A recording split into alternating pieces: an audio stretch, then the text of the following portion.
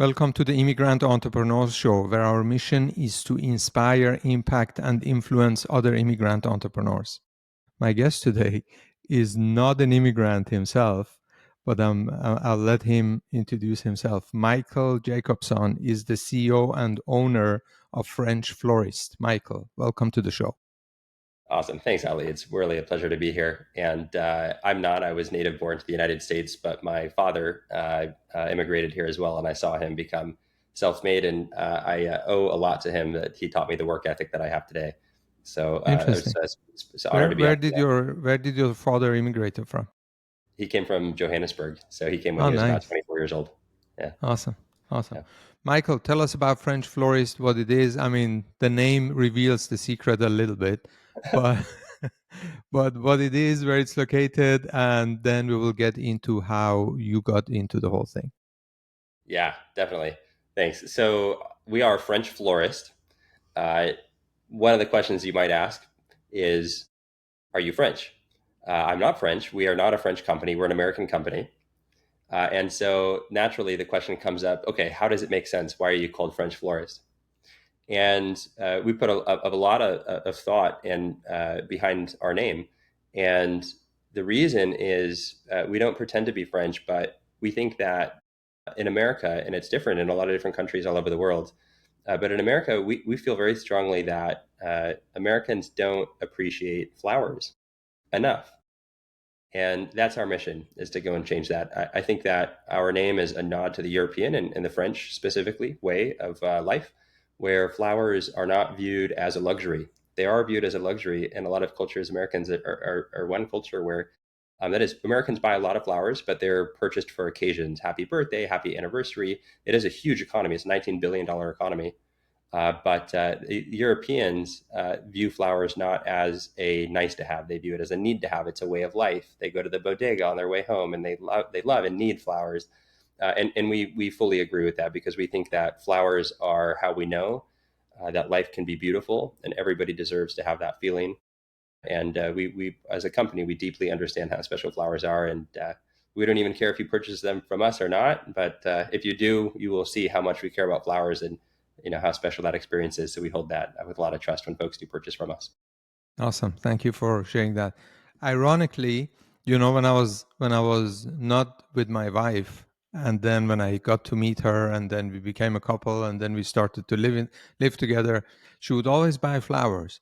And I knew buying flowers as, as kind of a gift, as a gesture when you go to someone's home, or let's say on a not so positive occasion, you visit someone at the hospital, and so on and so forth. And then she would always buy flour and just have it at home. And first, I thought, why are we, why are we spending money on that? And we have to throw it away few days later. Until I learned and appreciated the presence of flour, how much positive energy it would bring to the home, and all these kind of experience. But Amazing. I would like to hear the story behind. I mean, I assume you're too young to be the one who started French Florist with the size of it has today. But tell us about its origin and how everything started, and then how you got into French Florist. Yeah, absolutely. Yeah. So I'll start with my origin story, and then I'll tell you about the company's origin story, and then how we found each other, I will say. But I was the kid. I'm sure that a lot of, probably yourself and folks listening to this type of podcast as well, it's a lot of folks that it's in their DNA to be entrepreneurial. I grew up like that as well. I'm not sure why, but it was, in my blood. And I was the kid that was in middle school, where our middle school had banned soda from the vending machines. I'm like, oh my gosh, I could make a killing by uh, putting soda cans in my locker and selling them to students at lunch. So what an amazing opportunity. And that's in middle school, I really got my taste for entrepreneurship. And ever since then, I was hooked. I went to college up in Seattle, Washington, and studied business up there, and graduated college. Worked for a few startups throughout undergrad. But right out of college, I didn't want to take the risk right away. And so, imagine kind of 20, 21, 22 years old, just, fiery passion for wanting to start a business or do something. But you hear the statistics of 95% of startups fail, and you're like, they don't pay very well, right? And so I'm like, and I got a job offer that was like pretty tempting from this big corporate consulting job. So I took the job in corporate consulting, and was just so unhappy within the first couple of months. I mean, I learned a lot. It's a great company, but it just didn't feed that fire that went in my belly. And so I said I would stick around for at least a year, just give it my all, and follow through with the commitments that I made. And about a year rolled by, and it was like, I'm still not happy at this job, so I need to change. I can either sit here and complain about it, or I can do something about it, right? I think a lot of us have come across those crossroads, and it is, you have to make a choice. So I was looking for an opportunity. I was working corporate, and I get a call from my uncle. My uncle says, "Hey, Mike, I am trying to sell my flower shop called French Florist."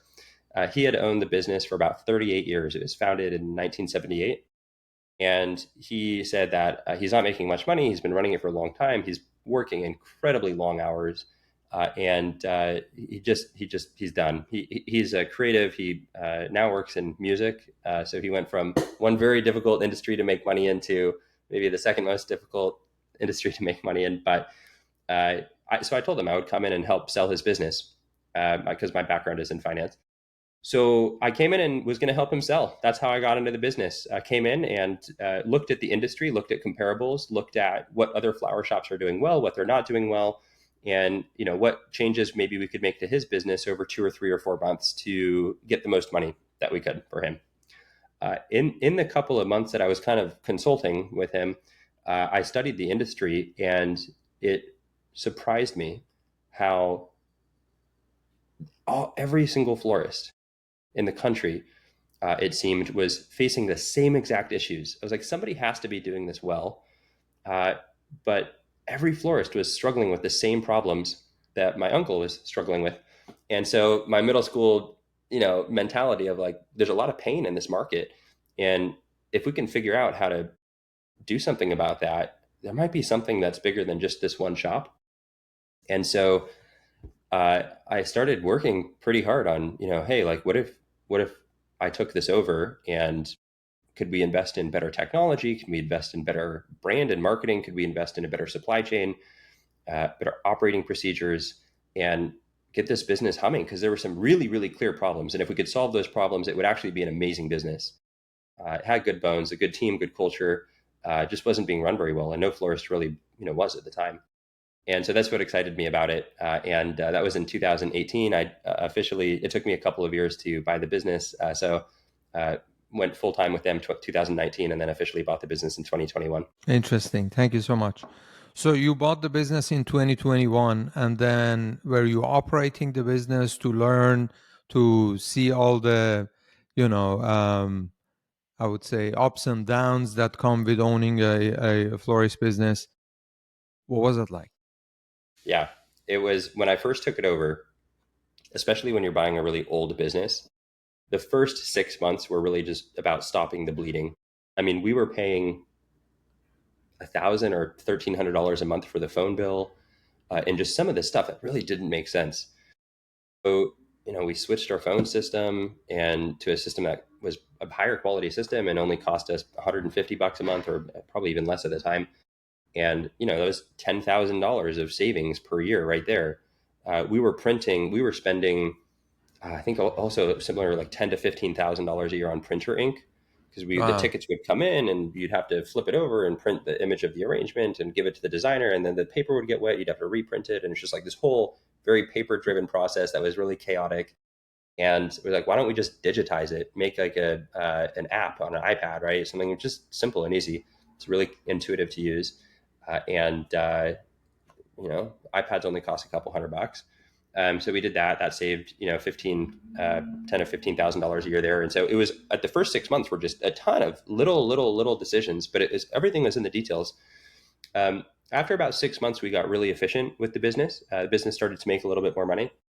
And we took that money and started reinvesting it into some of the more foundational aspects of what makes us really special today. We started with the technology. We now have the best floral operating system in the country for our industry. And we did that because we didn't want to build the technology if it had existed out there. If there was a great technology out there, we looked at Salesforce, we looked at building on Shopify. Nothing really existed out there. So we said, okay, if we want to solve our problems, and that's the way that we approached it. We're like, where's our pain and how can we solve it? So we built the technology to solve our own pain. We launched it. We started to operate incredibly efficiently. The operating technology that we use internally, but then also we updated the website, our web architecture, conversion rate optimization, SEO, like all of the stuff that's more consumer facing. After 6-8 months of us, running with it, we became the largest flower shop in LA. So we're like, whoa, this is, we're actually, we went from doing 300,000 to 600,000 in revenue to 1.5 million to 3.6 to 4.8 to 9.6 million. And so it was insane. We just kept growing and kept growing. And we're like, holy cow, we have, One one location, location, right? We're one speaking of location. one location. Yeah, it was nuts. Got it. But we just kept taking the money that we were making, the profit, I suppose, and reinvesting it back into building better teams. The teams that we have today are remarkable, and better technology, again, better supply chain marketing, all of that. So to this day, we continue to reinvest very, very heavily.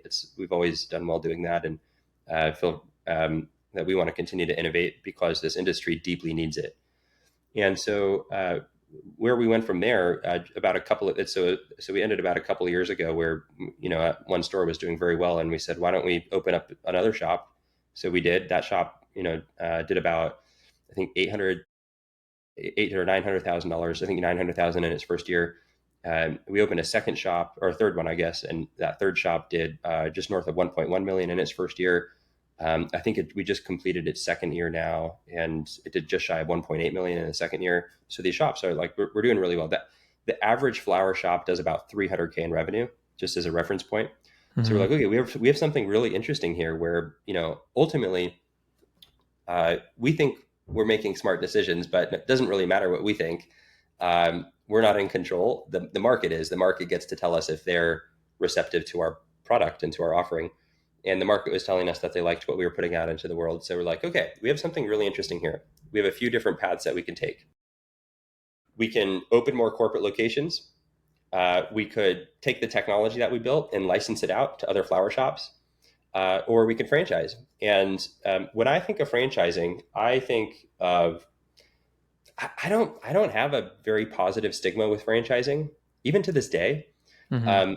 But we did look at a couple franchise models that we think are doing it really, really well in different industries.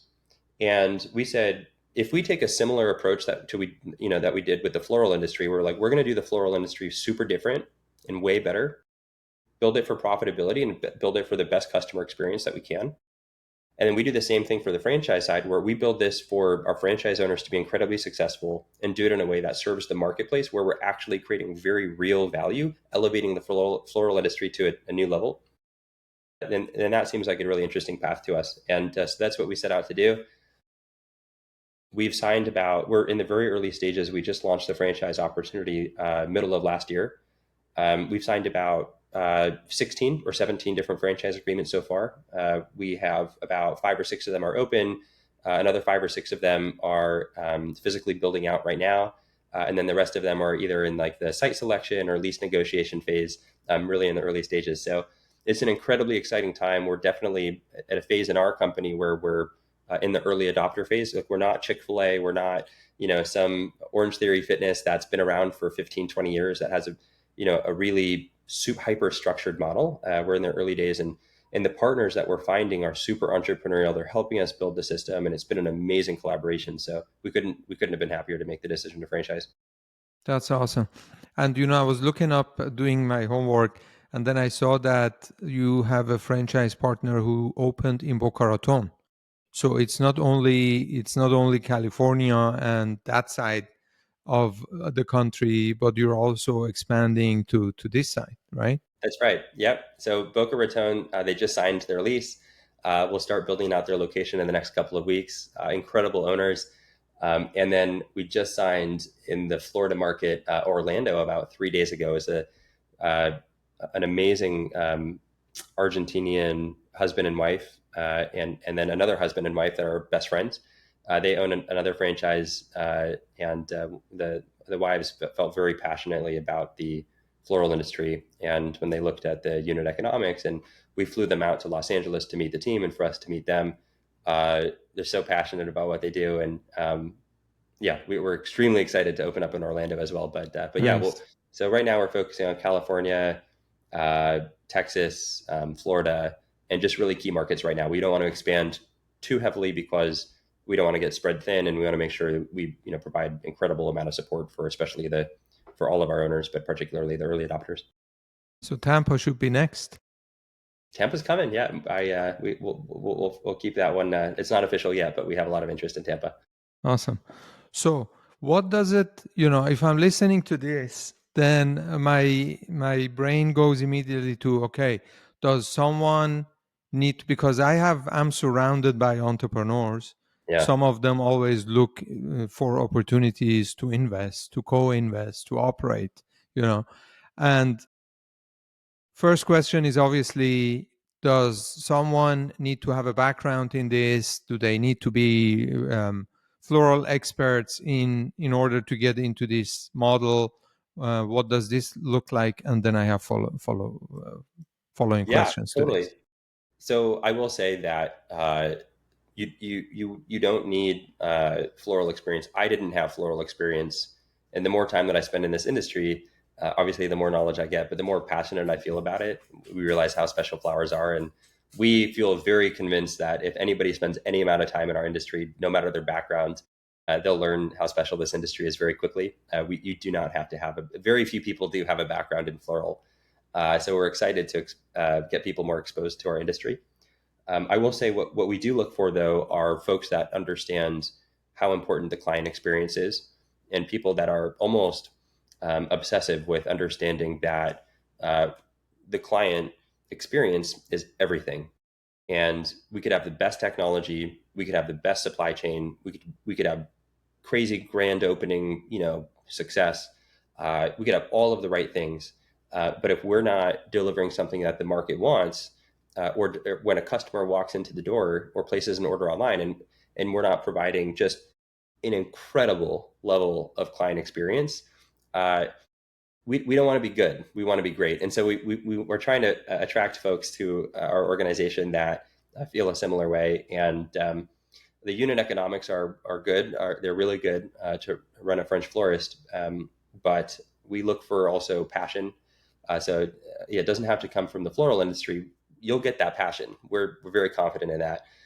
But folks that I always ask the question, it's like, okay, pretend you're, running a French florist, and you're thinking of opening a second unit. You're doing super well financially. Like, then what? Like, do you want to, like, what's after that? You want to spend more time with the kids? You want to go and have a ton of fun and go on vacation? Do you want to go and start a charity? Like, I don't know. There's no wrong Mhm. answer, but like, I'm always interested in what are you going to do when, like, if it's about the money, um, and just about the investment, it's kind of boring for us. Like, that's fine. That's what it's about for everybody. But like, we really want to know who you are as a human, because that's what our industry is about. It's about the emotions, and like, flowers are a very beautiful, emotional, human thing. And so when we interview folks for if they're a good fit for us, and we know it's a two-way evaluation, but there's a lot of stuff that we look out for. Are you always working with owner operators, or are the owners sometimes not necessarily the operators? Yeah, it's a great question. So we feel pretty strongly that we can run on a semi-absentee model, but we don't want to run a full absentee model. I think a good expectation to set is you should be willing to be in the business for about 6 months. You should be able to do every role in the company. You should have a fundamental understanding of how it works. Ultimately, you hire to replace yourself and hopefully hire people that do the job even better than you can. And we have some owners that are opening their second or third unit, and so you don't have to be in the shop every single day at all. But we do want you to have a good understanding of what's going on in the business on a day-to-day level, and make sure you recruit the right team, and stay active with that team, making sure that the company is running really well. Awesome. Now, let's get into the interesting part of it. What's the requirement usually for an franchisee, and what is the investment they're looking at? Yeah, definitely. Yeah, it's a relatively low threshold, especially if you're comparing it to like a restaurant or something like that. our concepts. So it's important to note that about 90 to 95% of the revenue of our stores are come from online, come from the website. So only about 5% of the sales come from walk-in. So when you think of our business, a lot of people think that we're brick and mortar retail and we're dependent on walk-in traffic. And we couldn't be further from the truth. We are, I suppose, brick and mortar retail, but we flip the whole concept on its head and say, we need this model to work very, very well, even if we get zero walk-in traffic. So that's what we built, and it worked really well for us. So when you're looking for a space, we don't want A+ commercial real estate. You don't need to pay $10,000-$15,000 a month for some crazy location. So yeah, you can, like, a good example is we have a store we call the Beverly Hills store. It's just outside Beverly Hills, so it's way more cost efficient, but we can still service the Beverly Hills clientele. Most of the Beverly Hills revenue is coming from online. So, and it's right next door for easy operational deliveries. So anyways, that being said, that was just, to paint a little better of a picture. I'll give you all of the numbers as well. The cost to build out a location starts around $165,000, and it can go as high as, I think, $360,000. A lot of that is dependent on square footage. So if you have a 1,000 square foot place, it's going to be less expensive. If you have a 2,000 square foot place, it's going to be a lot more expensive, more flooring, if you have to do something with the ceilings and the lightings and just more space, it becomes more expensive. If you have a corner unit and you have an opportunity to invest into your signage, there's a lot of variables there. But franchise owners have a lot of control over that. And then in terms of the kind of net worth and liquid cash requirements, we want to make sure that you have at least $100,000 in liquid net worth, and then $300,000 in total net worth. So you're coming from some place of financial stability and are able to invest into the business, especially for the first few months. Yeah, that would include operating costs and operating investment for having the liquidity in order to operate the business, right? Yeah, exactly. It even includes, it's a pretty robust number. It includes the first 3 months of rent, the first 3 months of operating costs. Pretty much everything is included in that kind of 160 to 360,000 range. Yeah, and we have a full breakdown of that too. Happy to send it if any of our folks are interested. Would you be comfortable sharing what the profit margin on average Sure. is? Yeah, of course. Yeah, so historical numbers that I can share. We're not allowed to share anything from. It's always a year delay, so I can share 2024 data and 2025. So I can only share historical data.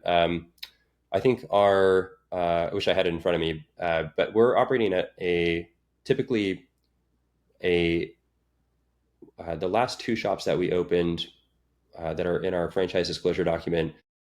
One of them did it was just north of 1.7 million, and it was about a 16% profit, net operating profit, and that's after all of the royalties, after all of the fees. And then the other shop is much smaller. That one did, I think, 880,000 in revenue, and I had a very similar profit margin. So I think it was about somewhere between 16 and 17% profit margin. So they're all different sizes. The more that we open, the better we get at opening them, and that's within the first couple of years of operating. So as they mature, they get more and more revenue. So if somebody's listening to this and they're like, "Oh, that sounds tempting and interesting, but I don't know what I would get." Obviously, I'm sure you have documentation and everything, but if they want to know right now, what would they get for their investment and when they become a franchisee, what's included in the, let's say, starter kit? Yeah, totally. Well, I mean, that's the benefit of a franchise program, right? Is you're still a business owner, and nobody said it was going to be easy. It is a lot of work, and but you're not doing it by yourself, and that's the biggest difference. You have an incredible team, and I will say, whether it's our franchise program or if you're looking at any franchise program, meet the team that's going to support you through the 0 to 1 phase. You need to make sure that you like them. Not They need to be able to get the job done, but it's also, life is short. It's not worth getting into business with folks that you don't get along with. Make sure you like them a lot. So obviously the team that we've recruited, we have put a lot of energy into making sure we have really strong folks on the operating side to help each owner kind of walk through them each step of the way.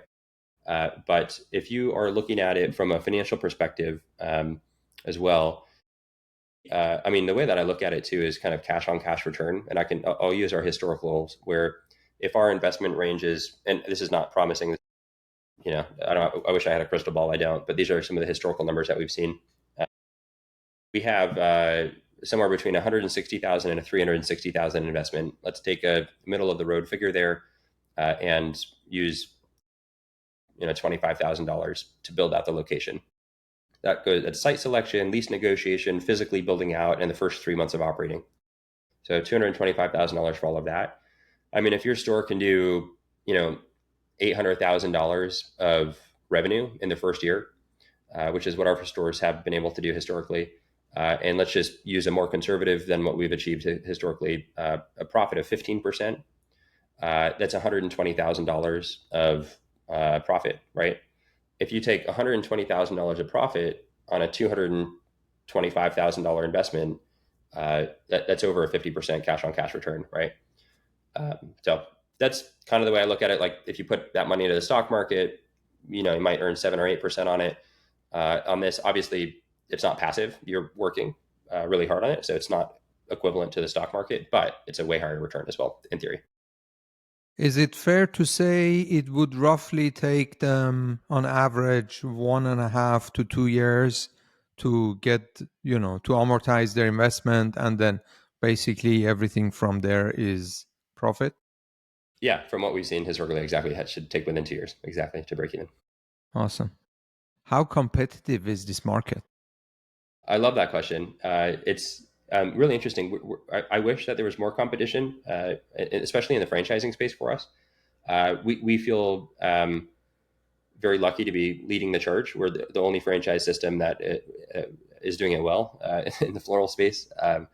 It's a multi-million-dollar investment that we put into the operating infrastructure before we even decided to open up the opportunity publicly to make sure that our franchise owners have the support that is needed for long-term success.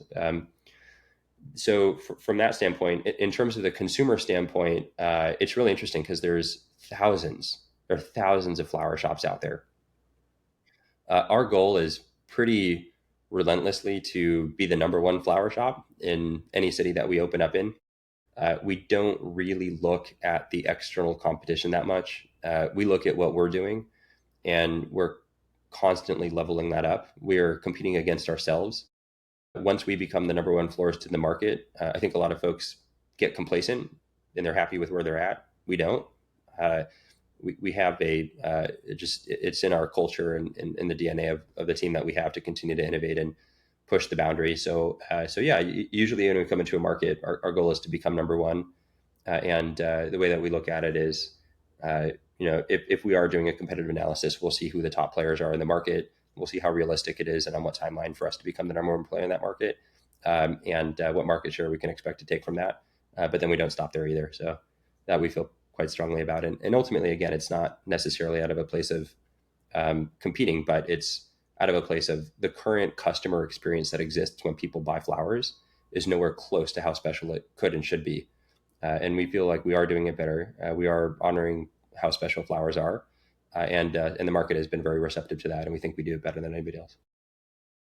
Awesome. I have two more questions before we come to wrap Great, up. Ali. Yeah, fire away. Number one, are you guys also targeting partnering with existing flower shops, or do they have to be new ones? Yeah, it's a great question. So we have had a ton of other flower shops approach us and tell them a lot of the times they just want to sell their business and want us to acquire them. It's not quite our model. So, but we have had a lot of owners that have a new generation coming in, and the new generation knows that the old way of operating, something needs to change. And somehow they find us and say, hey, we're interested. And so it is a pretty comprehensive overhaul of an existing flower shop where they would need to convert the brand fully to French Florist. We've done it. We've done it a couple of times, and we had a lot of success with it. So it is really possible. The reason I'm a little bit, you can sense that I'm a little bit hesitant on this. It really depends on the personality, because they have to be so open to change, just to put it bluntly. And we love working with existing florists. They're amazing people, amazing. I mean, they're doing it for all the right reasons. A lot of the times they're spending 40, 50, 60 hours a week on their business. They're not making a lot of money doing it, and they're in the current ways that they operate. So clearly they have a passion for it and they love what they do. So that's, I mean, that's the most important part. And we can help them unlock the financial part of it. But a lot of the times they get really hung up on the existing name, or some elements where they want to adopt part of the French Florist ecosystem, but not all of it. And we know that our whole ecosystem is what makes us so special. So sometimes it's a tough conversation. What we've had a lot of traction with was unsuspecting to us. It's folks that are very entrepreneurial and maybe they have a little bit more capital. They can actually go in and acquire these flower shops because there's a lot of flower shops that are looking to sell and they're selling for very low multiples. See, we have folks that are buying a flower shop and then partnering with us and we do the conversion. And it's a really nice thing because we can leverage their existing client base. We can leverage the existing supply chain infrastructure and just level it up a ton. And it just accelerates things a little bit faster. Um, so yeah, the conversion is a really interesting channel to look at actually. Thank you for explaining that. So speaking of selling and exiting a business, one might listen to this and say, hey, it sounds all amazing and Sure. exciting, but if I own a business, I might want to consider or I might want to sell at some point. And I'm Definitely. not sure how sellable a business is that it's a franchise. What's your take on that? Yeah, totally. I think it's a totally valid question. We actually work with a lot of existing flower shops that, yeah, they tell us they want to sell, and they say, if we join your ecosystem, we feel like we're losing control. It really couldn't be further from the truth. It's your business. You get to make the decision when you sell. You are the legal owner. You're just doing business as French Florist, so you get to license all of the technology and supply chain and branding. You get access to all of that, but it's still your business. And so if you want to sell the business, you can do it. And yeah, the beautiful part about a franchise is typically you're actually getting a higher multiple on a franchise business as opposed to like a single unit mom and pop shop, because the pool, it's like supply and demand, right?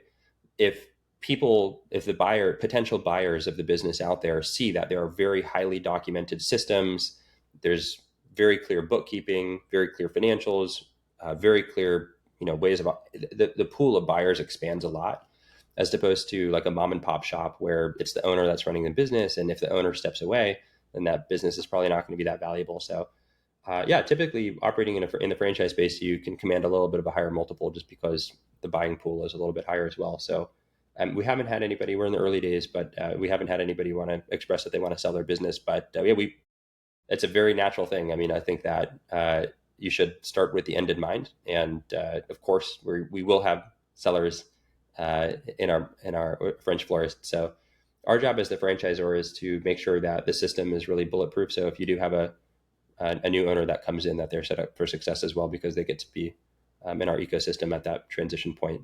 So we'll do our job, and but otherwise, it's really a decision that lands with the franchise owner on when they want to sell their business. Michael, I have a personal question before I let you go. Yeah, And are you ready for it? fire away. what's your what's your intrinsic motivation to do this? Having a background in finance, you could do anything. You could be a financial advisor, you could go to start whatever so many opportunities out there. Why did you decide, other than having your uncle and seeing what there must be something intrinsically that keeps you going and do all this hard work and dedication to what you do? Yeah, there is. Look, I love the question. I appreciate you asking it a lot. I have done some deep reflection on that. I'm happy to say. Look, yeah, I've had the opportunity and job offers to go and work on places like Wall Street. Obviously, the consulting job that I had paid well, and I left that for to make nothing, right, for the first couple of years. And I mean, what I've learned about this industry in particular, this is an industry where it doesn't matter what you're sending flowers for. Could be a birthday, could be anniversary, could be for a funeral, like you mentioned, even if it's a sad, or you're sending your condolences. In all of those occasions, you are telling the person that you're sending those flowers to that you love them. And love is the emotion, it's the root of flowers. That is, in my opinion, my very strong opinion, that is the most powerful emotion that we feel as humans. So I feel particularly lucky to be able to work in this industry where we don't, again, like I said, I don't think flowers are appreciated quite enough. We have an opportunity to not just run an amazing business, but also change, particularly the American perception of how powerful flowers really are. and to work with that such a powerful emotion and do that in hopefully an ethical and sustainable way as well through time with incredible owners and create an ecosystem where it's a meritocratic system. The best ideas bubble to the top and win. We love the franchising model. We love our industry. It is a choice to work in this business every single day. I wake up and this is the first thing I think about. That's the first thing I think about before I go to bed as well. And I'm happy about that. It keeps me very content, very full. So I don't think we're slowing down anytime soon. But those are the reasons that keep me going. That's a beautiful reason to have. Thanks, Tyler. Awesome, Michael. Thank you so much. I want to be respectful of your time. Thank you so much for taking the time and coming on. Please also mention where they can find you if somebody is interested in learning more. We will definitely link you up in the show notes, but please go ahead and mention where they can find you. Yeah, absolutely. We're always open. There's no pressure. Reach out, and it's always from a place of education and sharing information. If you feel compelled to reach out, we're always happy to chat. You can reach out to me directly, Michael at FrenchFlorist.com. Always happy whether you're looking at any franchise system out there. It doesn't even have to be ours. Always happy to help.